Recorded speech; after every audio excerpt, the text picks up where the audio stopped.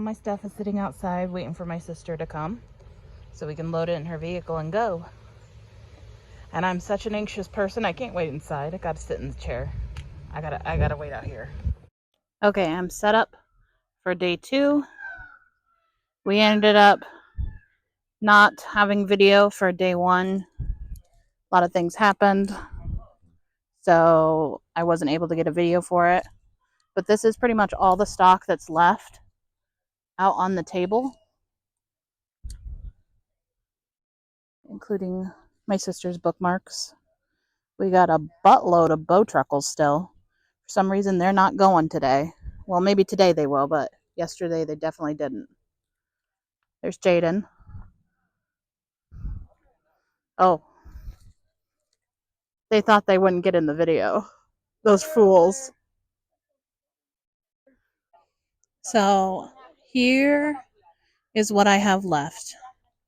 I have a couple things left over here. Not a whole lot. I still have a lot of mandrakes left, and I have a lot of eggs. I ended up making a lot. And a lot of bow truckles left. But most of the other stuff is pretty much picked over. I think it ended up being a good show. I still have rats left, which is surprising. And then I have one possum that I ended up making here, but all the big ones and other little ones are gone. I still have a ton of bees. Bees were not a top seller. And I still have some toads, but I still have rats. That's kind of... Hello. So it has been a little over a week since Faire. And I have not been able to talk about it because I've been busy with work and other things in my life, so let's get into talking about it now. So, Faire was last weekend, so it was the 8th and 9th, and from the video clips you can tell that I did not record me setting up or any of day 1, and there's a good reason I didn't do that. We were running a little late, so it was a mad dash to get set up. So we got all our stuff in there. Somebody ended up switching our spots, which I didn't care, but my mom and sister were concerned about it because it's not fair that they could just switch spots without telling you, but I didn't care at that point. I was like, I just want to put my stuff up. I don't care. So we got all our stuff unloaded, started putting it up, and we got pretty much most of it put up. My mom was taking the vehicle back over to where like the vendors park, and I was already very, very anxious. I'm an anxious person when I get like set up, and like I was extremely anxious, like okay, we got this, we can do this, we can do this. We still had 15 minutes before we needed to like be set up for the early VIPers, so I was still setting up some of the plushies and that, and so my mom was gone. It's just me and my sister setting up. And one of the helpers, I've never seen him before, came by and thought it was the best time to go, "You do know we open at 10:30, right?" And he continued walking. What was the point of that? Like, why in the world did you need to come through my booth specifically to tell me you do know we open at 10:30? Oh, that just... And that sent me over the edge. I went in full-blown panic attack. And I don't think I've had that in years. I haven't had a panic attack that bad in years. I mean, I was physically shaking, and I was to the point where I was on the verge of tears, wanting to take every item down, throw it back in a bucket, tear everything down, and just leave. I've never wanted to do that in an event. And for some reason this year, it just was that. And Faire has never been like that. And I don't know what it was. I don't know if it was because everything just kind of aligned. We were running late. And then that comment really just threw me over the edge. we did not need to know that comment because we already had somebody come through and say, hey, just letting you know, we're going to be opening in about 15 minutes. And that was fine. No big deal. But that snarky comment just like threw me over the edge. And my sister, she couldn't do anything for me. She knew that if she like talked to me or touched me, I would go full tears and we'd never get set up. So she's just like, all right, well, we'll keep setting up. And I'm like, yeah, just keep going, just keep going. And I mean, we got it done and we got it set up, but I don't know if it was from that, but like that weekend just did not feel the same. It did not feel like the Potter Fair that I loved. And I don't know if it's because we got that one comment. I didn't think that one comment could throw me over the edge that bad. But it did. And I don't know. It was so strange because I've never felt that way before at an event. Like I get panicky and a little anxious, a little grumpy because I want to get everything set up, but never full panic attacks to shaking and not being able to like almost couldn't breathe kind of thing. And I don't want to feel that way again. And I'm just hoping that that was just a one-time thing for this event. So we'll just have to play it by ear, I guess, and see. Because I love this event. I've gone to this event for like, I don't even know, 4 years? This is a fourth year? That's a long time going to the same event. And I loved it. Every single year I loved it. But this year did not feel the same. It almost didn't feel like it had the same magic it did before. And I don't know if it's because I came to this event so many times, but it didn't feel the same. And I'm really sad about it because I love Potter Fair. I love Harry Potter. I love the event, love the characters, but it just didn't feel the same. Like, I noticed that in the area where we were, not as many characters walked through as they did years before. It's like they all stayed on the other side doing other things. And I don't know what about it seemed different. And we ended up getting like the butterbeer and all that, and it didn't taste the same. And it's almost like the magic was broken with just like a few unkind words. And that shouldn't be the case. But that's how it ended up going for the first day. And the first day was just like a blur. But, anyways, about that. Let's go on to like off of that onto like the more positive side of it. So, the vending side of it. The people were great. I quite enjoyed all the people that came through. They were super friendly, super nice. I ended up selling so many things. Like it was a constant amount of people at my booth, nonstop.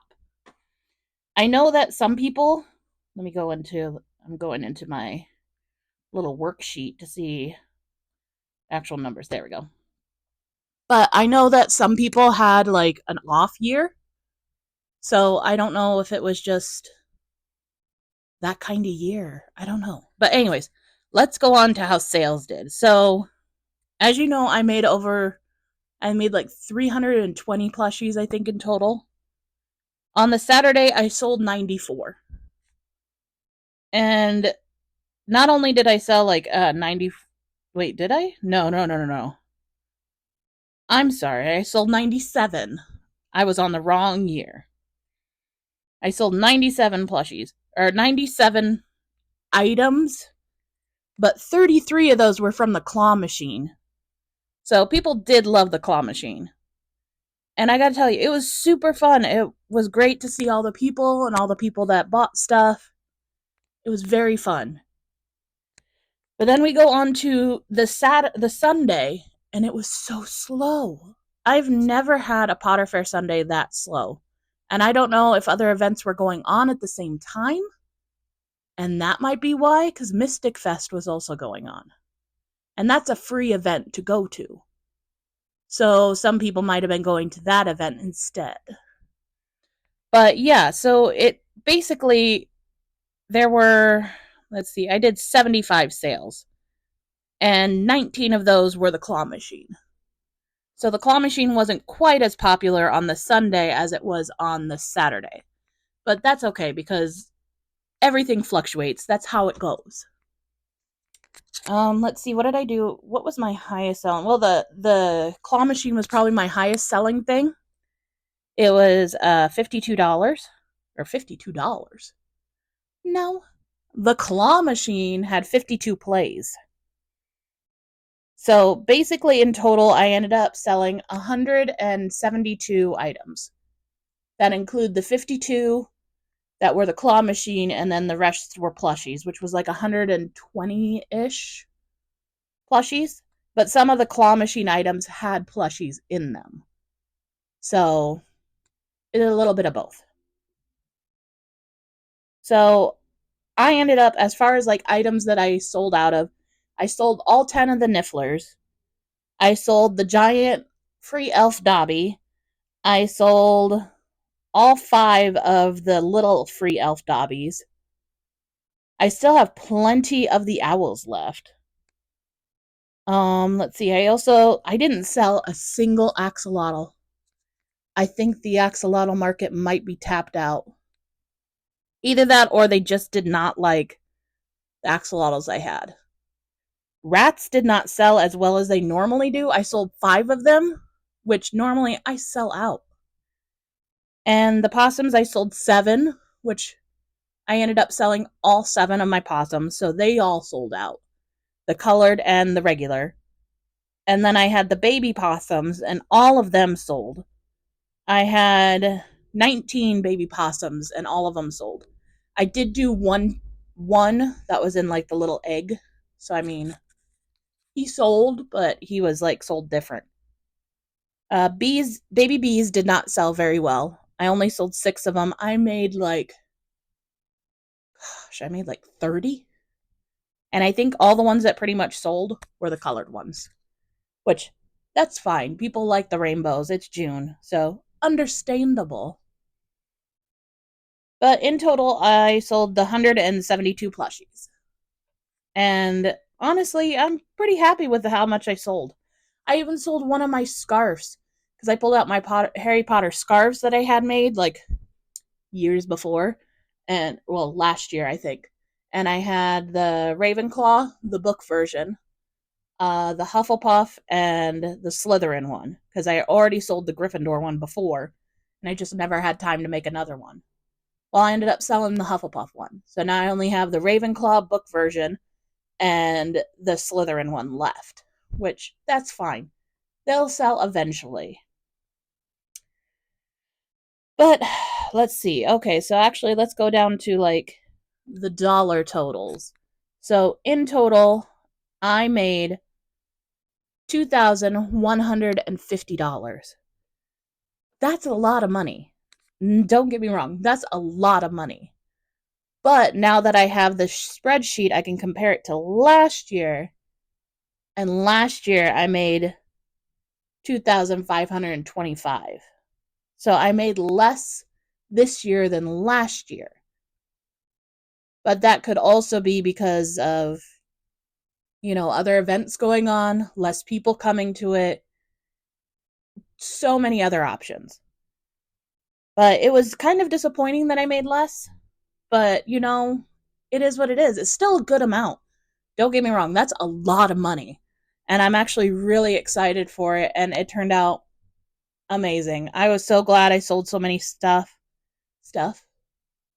I was so glad I sold so many stuffies. It was definitely an amazing event. So, let's see. That's about it for that amazing event. So then let's see, I made a lot of interactions with a lot of people. I met a few new people and ended up getting to talk crochet, so it was super fun.